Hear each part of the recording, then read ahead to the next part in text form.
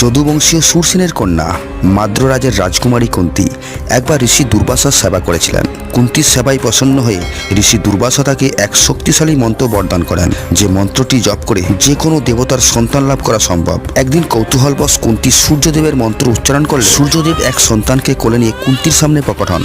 নিজের ভুল স্বীকার করে কুন্তী সূর্যদেবের কাছে ক্ষমা প্রার্থনা করেন, কিন্তু সূর্যদেব সাফ জানিয়ে দেন বিধির বিধানকে খণ্ডন করার সামর্থ্য তার মধ্যে নেই, তাই কুন্তীকে সেই পুত্রকে গ্রহণ করতেই হবে। কুন্তী অবিবাহিতা ছিলেন, সে আতঙ্কিত হয়ে যায়।